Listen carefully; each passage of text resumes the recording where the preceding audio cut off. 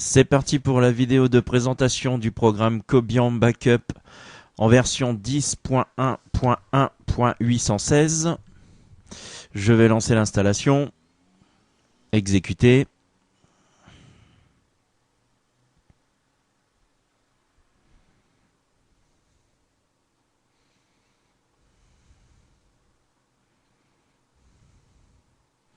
Alors, choix de la langue français. Suivant. J'accepte. Suivant. Suivant. Donc on va laisser comme ça. Je vais juste renseigner mon nom d'utilisateur et mon mot de passe.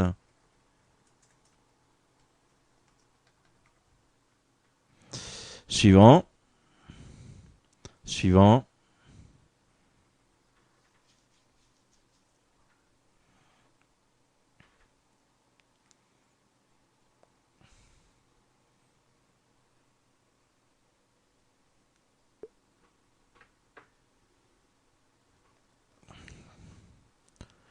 Alors, installation terminée avec succès. Terminé. Donc, pas besoin de lancer l'exécutable. Il se situe déjà en mémoire ici, dans les programmes en mémoire. Donc, Cobian Backup. Double-clic. Alors, c'est un peu bête. Ils auraient pu mettre le programme directement en français, puisque pour l'installation, j'ai choisi français. Mais enfin bon. On va aller dans Tool. On va cliquer sur Options. Et ici, j'ai Language. Donc, je vais choisir français. OK. Donc, me voici dans le programme. Alors, on va aller dans les listes. Le premier onglet. Donc, pour débuter, on va faire une nouvelle liste. Alors, je vais l'appeler sauvegarde. Voilà, la liste est créée. Donc on va aller dans les tâches, on va effectuer une nouvelle tâche. Alors, je vais vous montrer vite fait dans mon ordinateur. Dans mon D2 qui est mon deuxième disque dur, j'ai un répertoire wallpaper que l'on va sauvegarder. Donc avec différentes images de 73 labs. Et dans mon ordinateur, j'ai un disque dur externe sur USB qui s'appelle Transcend, c'est la marque du disque dur, dans le X2. Donc c'est ici que je vais mettre ma sauvegarde. Donc nouvelle tâche, générale, nouvelle tâche. Je vais l'appeler tout simplement wallpaper. Alors inclure les sous-dossiers, on va le laisser. Créer des sauvegardes séparées en utilisant des eurodatages, on va garder, on va tout garder. Donc il existe 4 types de sauvegarde. La sauvegarde complète, la sauvegarde incrémentielle, la sauvegarde différentielle et la sauvegarde factice. Donc la sauvegarde factice, tout simplement, elle ne sert entre guillemets à rien, hormis à exécuter des événements ici. Mais sinon, cela ne va rien faire, c'est comme cela l'indique, factice. La complète va sauvegarder complètement votre répertoire dans une sauvegarde à chaque sauvegarde. Donc, par exemple, moi j'ai un répertoire de wallpaper où j'en ai une cinquantaine environ. Ça, je vais effacer, c'était pas prévu. Voilà. Ça aussi, je vais effacer. Je ne vais garder que... Hop là. Que les images, même ça je vais l'effacer. Voilà, j'ai vraiment que des fichiers BMP dans mon répertoire. Et j'en ai 47. Donc pour une sauvegarde complète, à chaque fois il va vous sauvegarder les 47 images. Et si vous rajoutez, il va tout sauvegarder à chaque fois. Si vous faites incrémentiel, bon la première fois il va tout sauvegarder bien évidemment. Et dans la deuxième archive, il y aura les choses qui ont été rajoutées entre deux.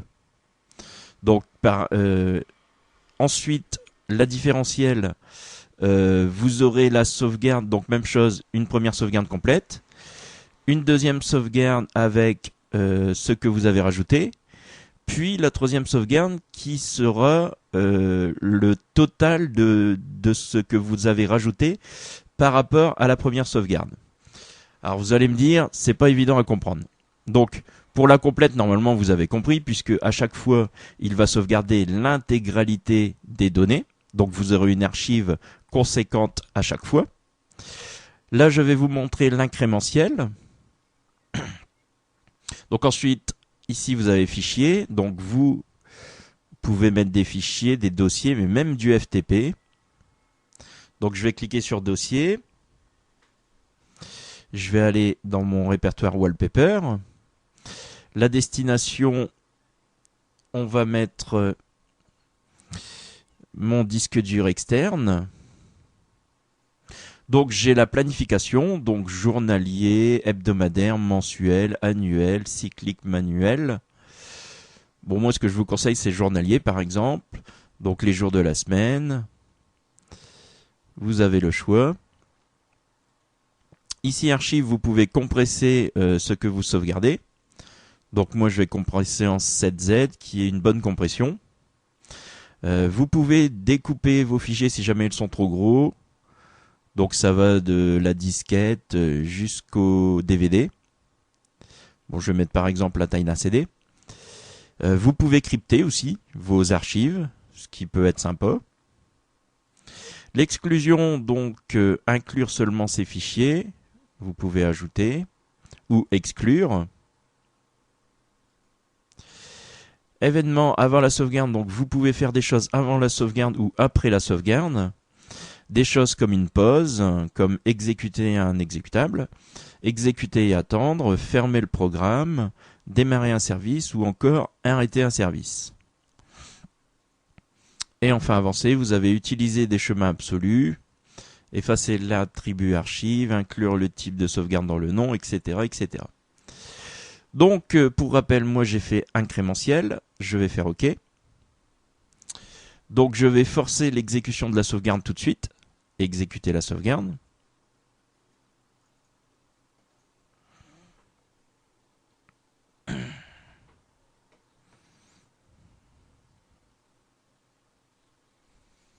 Voilà, donc comme c'est la première fois que je sauvegarde, il me fait une première sauvegarde en complet. Puis cela sera en incrémentiel.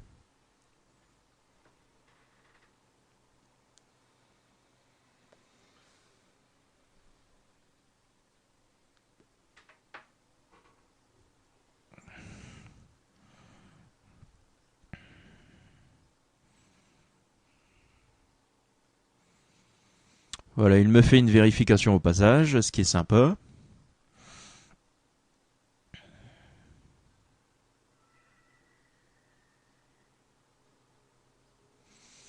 Et voilà, je vais fermer. Donc dans mon disque dur externe, j'ai une première sauvegarde donc qui est complète, qui comprend tous les fichiers PNG que j'avais dans mon répertoire. Maintenant, je vais prendre par exemple un fichier texte, j'en ai 3. Je vais prendre le premier. Je vais le rajouter dans mon répertoire de wallpaper. Donc c'est quelque chose qui est en plus. Je repars dans mon Cobian Backup et je réexécute une sauvegarde.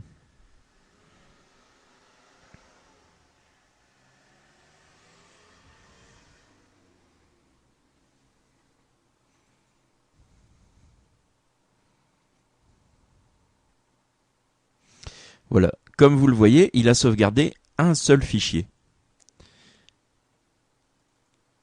Il n'a rajouté que ce qui était nouveau. Donc ma première archive avec tous les fichiers et ma deuxième archive avec ce qui est nouveau, c'est-à-dire le fichier 1.txt qui a été sauvegardé uniquement. Hop là. Maintenant, je vais prendre le fichier 2.txt. Je vais le rajouter toujours dans Wallpaper. Et je vais faire coller. Je repars dans Cobian Backup. Je réexécute une sauvegarde.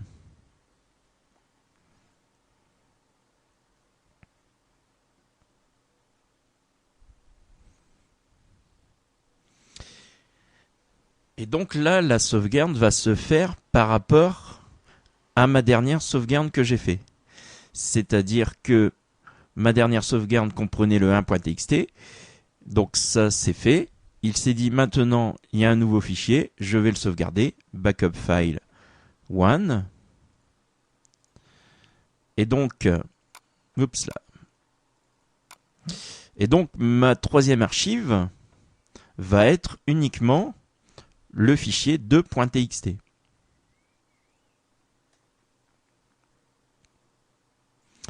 Je vais effacer tout ceci.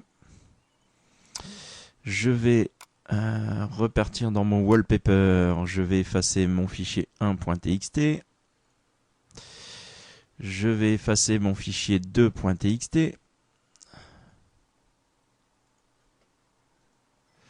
Je vais en profiter pour vider la poubelle. Copy en backup. Je vais éditer la tâche. Donc ce que l'on vient de voir, c'est la sauvegarde incrémentielle. C'est-à-dire qu'à chaque archive se rajoutent les fichiers qui n'étaient pas avant la sauvegarde. Maintenant, je vais supprimer cette tâche. Je vais rajouter une nouvelle tâche. Donc toujours wallpaper. Donc on garde tout et on change juste différentiel. Je vais rajouter dans les dossiers mon répertoire wallpaper. Donc toujours dans les X de points. Donc le reste on va laisser tout d'origine. Et je fais OK. Donc, je lance la sauvegarde.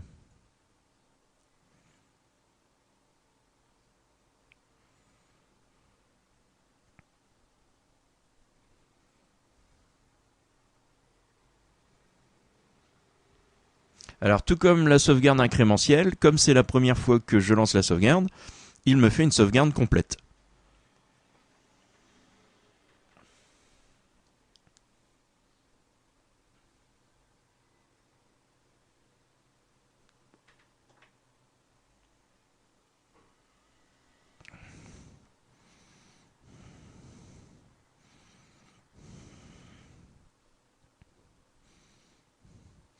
Donc, vérification des fichiers.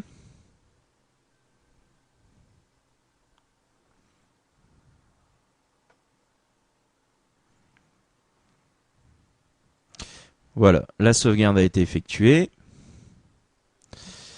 Donc, exactement comme tout à l'heure, j'ai ma première sauvegarde avec toutes mes images. Je vais prendre mon fichier 1.txt. Je vais le rajouter au répertoire wallpaper. Coller. Je remets copy en backup. Et j'exécute à nouveau une sauvegarde.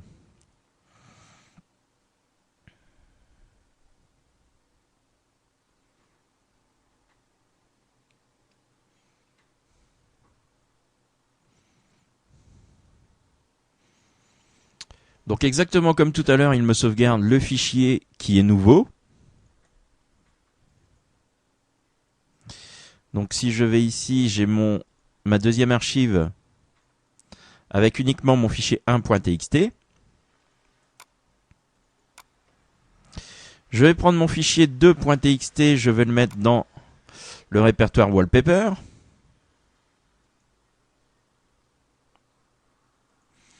Et maintenant, vous allez voir la différence de sauvegarde. Je vais exécuter les tâches sélectionnées.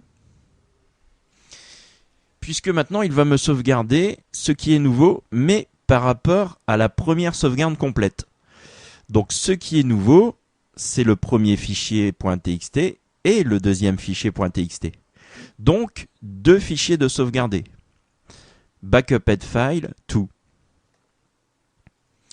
Et si je vais dans mon répertoire avec mes archives et que je prends la troisième archive, je me rends compte qu'il a bien sauvegardé le premier et le deuxième dans une même archive.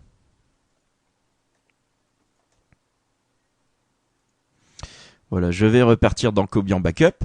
Donc comme ça, vous pouvez lancer plusieurs tâches de backup, plusieurs sauvegardes différentes, à tous les niveaux. Ici, vous avez l'historique des copies. Vous avez les journaux, une gestion des journaux, vider l'onglet journaux, sélectionner tout, copier, sélectionner, imprimer l'onglet journaux, ouvrir les fichiers journaux, supprimer. Je vais ouvrir par exemple un petit fichier journal. Donc comme dans tout bon fichier journal, on a la date, l'heure et ce qui s'est passé à ce moment précis.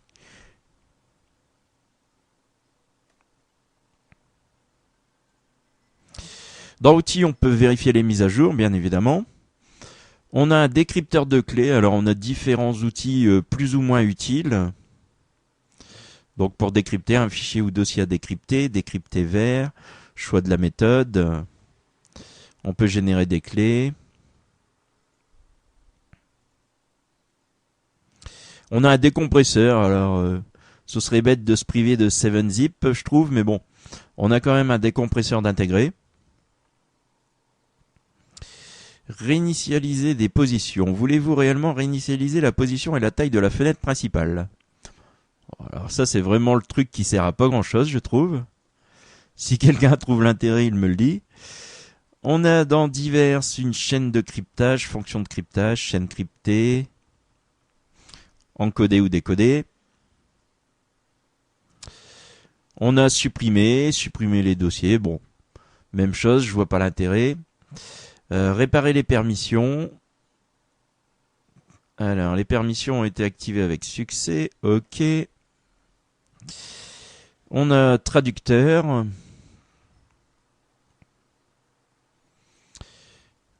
Alors, peut-être pour traduire le logiciel, je ne sais pas. J'ai pas tout compris à quoi ça servait. Et serveur gestionnaire distant.